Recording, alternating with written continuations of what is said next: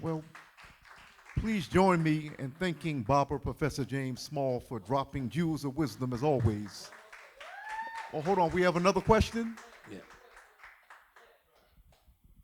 Who,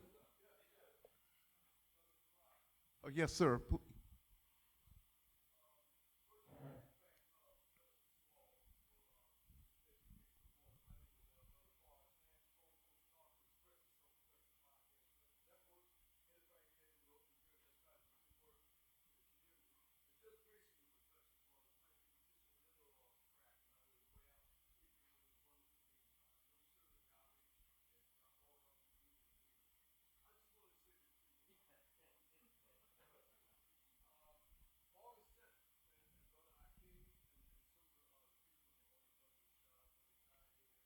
Mhm.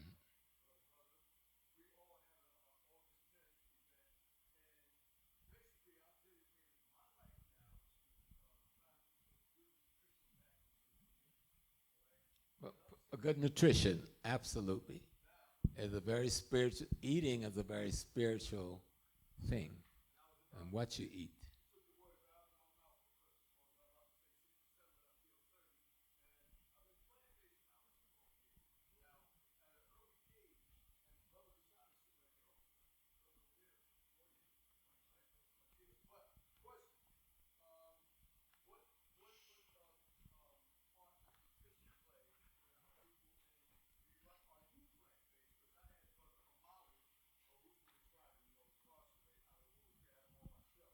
Mhm.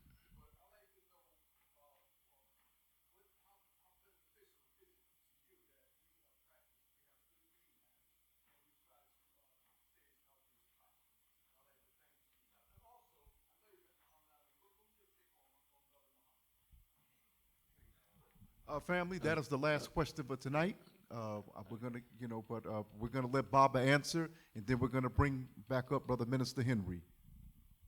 Yeah, I only met Brother Ali once, and we didn't have a conversation. But growing up during the era where he led us in his resistance to the Vietnam War, I served in the military, but I'm a war resistor in the military. I refused to fight in Vietnam, along with other black men and a few whites who was in the military, and we took court martials rather than fight in Vietnam. So he inspired that and opened our eyes to that, that consciousness. Now, food is an essential part of being a spiritual being. Anyone who's a priest or a priestess, the one thing they've got to master is herbs and the things that we call food at the end of the day. You know, how to keep the body healthy, how to keep the body cleansed, how to keep the body appropriately nutritious, and so forth. Um, Environments determine what that is. There was places in the world where they didn't have a lot of vegetables, and they had to seek meat for protein or fish for protein because they didn't have enough vegetables in the space to get that protein.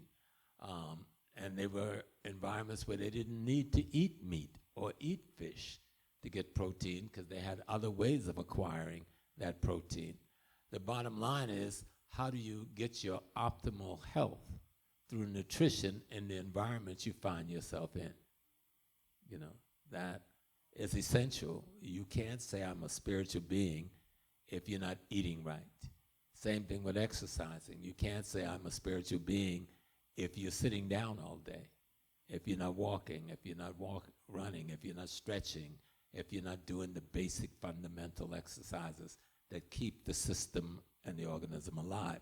But one of the most essential things to keeping this organism alive is your diet, you know, and you're studying when to eat a certain food. There's certain foods, we eat foods out of season. What food do we eat in the season? What food gives us the optimal protein? What food gives us the essential vitamins? That's what good nutrition should be about. And that should be an essential part of any culture. It's an essential part of the spiritual system of any culture. You know, because I think my Baba, who is the Orisha of the, we have two of the forest and of the herbs, plant, and fauna. Of Zion. So I wanted you to say it so people could know that that is right. It's built into the culture. It's built into the spiritual system, and it's always been there. We're discovering new that we need to eat to live, but the Honorable Elijah Muhammad told us that decades ago, how to eat to live, but we didn't pay attention to it because we were all good Christians, you know. But now, How to Eat to Live is a wonderful book to begin your journey. If you want to get good sense, just like Message to the Black Man. You'd be surprised how much you find in that book today that you missed yesterday. You know. Amen. But let me, Deshaun, then I'll listen. But I just like to thank everyone for coming out. I know I've run on and chatter a lot. But when This you was get a old, gift. you This know was your a gift. time is This was a getting gift. short, you know, and you have to say a lot and get everything out because you don't want to leave it. But I'm honored to be here. My people, you belong to me, I belong to you. Matter of fact, the very word "lukomi," which is used to identify those who practice the traditions of the Yoruba in Cuba, but that word's Genesis has meaning. Its Genesis meaning is you belong to me, and I belong to you.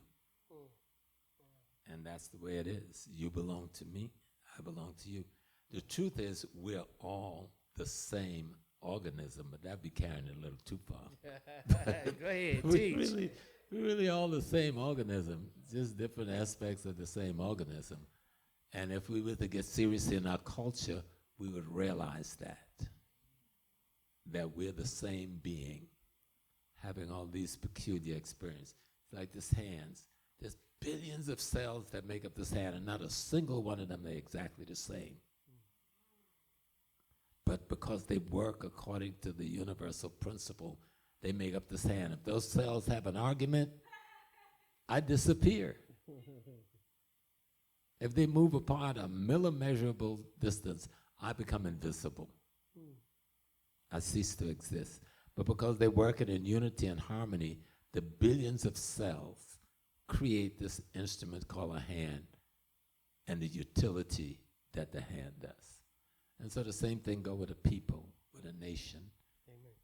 We have to be like the billions of cells in the hand to all do our respective role and not usurp the other with respect, reverence, honor, harmony, and balance, so that we can have the utility of a people that can provide that food.